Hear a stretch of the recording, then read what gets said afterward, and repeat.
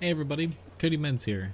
I have for you a review for the Object 777 version 2, one of the tier 9 reward tanks for Frontline and also Steel Hunter for this year.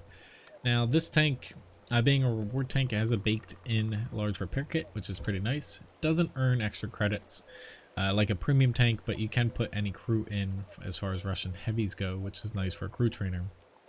So even though it doesn't earn extra credits, that baked in large repair kit does save you some credits per battle, so you kind of net more than your typical tier 9 tank. Now, this tank, it's going to be closest to the T10. I'm going to do a quick comparison, then hop into a battle of this tank. Kind of let you know the general playstyle. Is it worth picking up, especially when compared to like the Char Future 4 or the AE Phase 1, and kind of the strengths and weaknesses of this tank. Now, I'll admit this tank, I didn't really like it at first, but it's kind of grown on me a little bit. Now, it is quirky. It's been in the game files for ages now. It's a really old tank. It used to be a tier 10 heavy tank, and now they down tiered it to tier 9, and it's a reward tank because it doesn't exactly fit a tier 10 unless they really change the stats. Now, getting into the comparison here, it's very close to the T10. It's kind of more towards the T10 than the 257. ST1 I threw in there just for comparison reasons, considering it's a tier 9 Russian heavy, but it's somewhere between the T10 and Object 257, but a little bit closer to the T10. I'll explain why. So gun-wise, you can see pretty much all the same damage on all of these tanks. However, 257 has less penetration. Now the premium shell on the 777, 344 or 340 millimeters of pen with a heat shell. You can see that's identical to the T10. However, the 257 has less pen. So ultimately the guns very similar between all these tanks. Traverse speed the same except for on the ST. Gun depression has -6 degrees compared to the -5 on the T10, and 257 has more gun elevation as well, which is nice. Aiming time, however, it has the 257's aiming time, which is a little bit longer than the T10's. It also has the worst accuracy, overall accuracy, out of all of these tanks here. And the DPM is the lowest out of all of them as well. Not by a huge amount, but compared to the T10, it's pretty considerable. The difference, it's almost a half a shot per minute. So it is something that you have to keep in mind, where your DPM is lower than these. Now, all these tanks are pretty darn good. Tier 9 heavies. Now, when it comes to the on-the-move accuracy for the gun, which you can't find in the client, it actually has worse on-the-move accuracy compared to the T10 and the 257. However, it does have better on-the-move accuracy than the ST1. Now, basically, gun-wise, you do have to, it is the one huge negative that I'll basically point out, to where your gun is worse than, say, the T10 to 257, and you have to play this tank with that in mind because you are at a disadvantage. But it still doesn't mean that the gun is crappy. It's just there's better guns out there for a tier 9 Russian heavy when it comes to accuracy, DPM, but you do have that 1 degrees of extra gun depression, which is nice. Hit points, not the best with hit points, but not the worst. Edges out the T10 by a little bit. Armor, I'll get to a second with the armor model. However, at first, I didn't really like the armor of this, but I'll say hull-wise, frontally, better than the T10. Comparable to the 257, but definitely a different armor scheme. It depends on where people are shooting you, if they're close shooting down into you, because the upper glacis on the 777 is very bouncy. Worse than the ST1 though. However, the tank shines a little bit, where the turret's somewhat strong. I would say it's on par with the T10s, but the hatches are weak. With the turret being in the center of the 777, it does allow you to side scrape really well. You can't side scrape as well as the 257 because that has that insane side armor. And like the inverse, angled hull that you can't really penetrate, so on and so forth. Also, compared to ST1, that tank is okay at side scraping, but the 777 doesn't have to worry too much about that kind of corner. So this corner here, if you're side scraping, more people can pen you.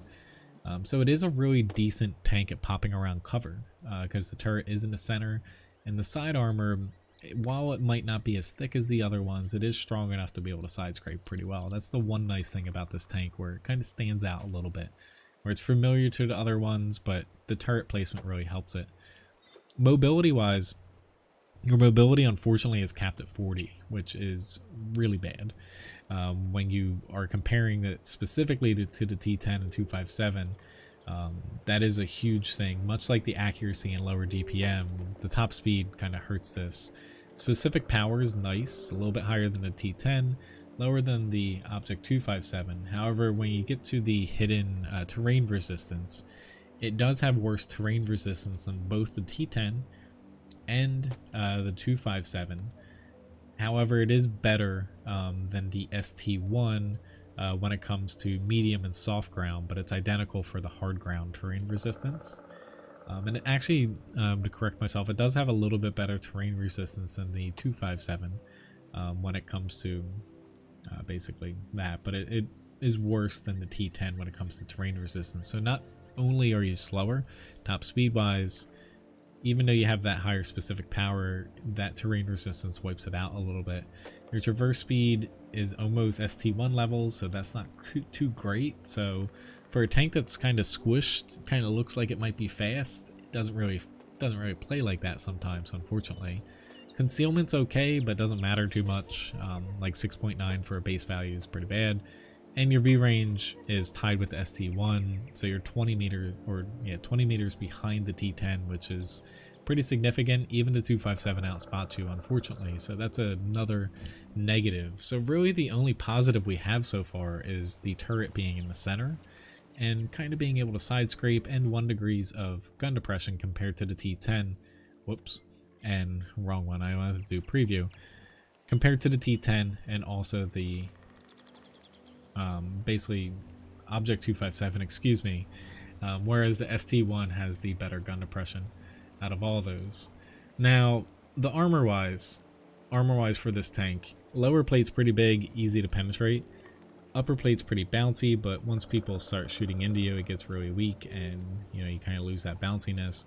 Turret armor is not the best out there, but it's adequate. You're not going to really be protected against premium rounds as much if they're hitting next to your gun or tank destroyers. And your cupolas are weak, but they're not the largest things, but you know, they are able to be penned, much like the T10 Object 257. Now, the nice thing about this tank is when you're side scraping, you don't have to move back as much, given that your turret's pretty much dead center in the tank. And also when you're kind of pointing over the side hole, it is decent with that gun depression to be able to kind of pop over little hills. Now, the side scraping is really the, say, star of the 777. Let's pop into a battle now and see kind of how it plays. When it comes to is this worth to kind of pick up, it's an okay crew trainer. The credit earning potential, you know, it's obviously similar to like the Chart Future and the AE Phase 1, all tier 9s, they have that baked in large repair kit. So really, is it worth getting this over the other ones? Like me personally, I like the AE Phase 1 the most, then the Char Future, then this. But for those that, you know, this want something Russian, obviously a lot of people like Russian tanks. This is nice to where it's not a hold down tank like the AE Phase 1. It's also not like a mid to long range, you know, kind of support sniper mobile tank like the Char Future 4. You've kind of got yourself like a T10 in a sense with a little bit worse gun and V range, but you're able to side scrape a little bit better and pop around corners. So, you know, again, somewhere between the T10 and the Object 257, which it's grown on me a little bit. Like I said, to where at first I thought this tank was just the worst out of the bunch when it comes to the reward tanks, but I would say it really comes down to what type of tank you like to play. This is probably the which, let's move my webcam over here. Sorry for my really poor production quality. I'm a little bit strapped on time recently. You know, it really comes down to what you like to play, and ultimately, you know, people that enjoy something that's able to kind of get a little bit closer to the fight, brawling a little bit, side scraping. This one is kind of the best out of the bunch with that in mind. I'm trying to break this, and I'm really Really failing. You guys are probably laughing at me. Well, I could just shoot it, but yeah. Come on. Don't want to pop all the way out. I'm just afraid I'm gonna like run into, say, like 3 or 4 tanks. Once I broke that, someone would break theirs, and I'm dead. That would just be my luck. So I'm doing this all in one take, but I just need to suck it up, figure out where their T95 is, and then hope he doesn't pop up and kill me. But we're gonna go for it. Now, at the end of the day, you know, at Frontline Expedition, like most people probably won't be able to get 2 tanks unless you get every single token. You're not going to be able to get 2 tanks for the year, so it is pretty important to pick. Oh my god, that shot like honed in on that Lynx. I was aiming to his right, and holy freaking crap. It's got the Russian bias, guys. There we go. Get it. There's no other choice. Get this tank. It's Russian. It's got Russian bias. But you know, I definitely can make a case to where all 3 tanks are worth getting. This one, I would say, if you're purely going off of like unique playstyle and also like performance wise, I would definitely say the other 2 are probably the better picks. But you know, this does feel comfortable if you like Russian tanks and you don't like hold down gameplay and a little bit further away gameplay. And as you can see, it does bounce a bit. However, that's really going to hurt the T95. There's no bouncing a T95 shot like that unless I'm side scraping. But even then, he's going to be able to get me in the cupolas if he aims correctly. Let's see if we can bounce him. Oh man. Don't shoot me in the cupola. Have mercy. I'm making a video. Oh, good. He turned. Doink. Oh, set him on fire. Awesome. He has a fire extinguisher. A little bit less awesome. A little bit afraid there's a IS-2 off to my side.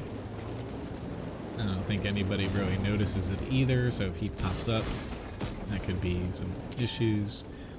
One thing I didn't note, so if you look at the length of this tank, I mentioned, so kind of popping the gun over the side using the gun depression, you don't really get extra gun depression, but it feels better than it is sometimes just because you don't have that length of the tank kind of behind you.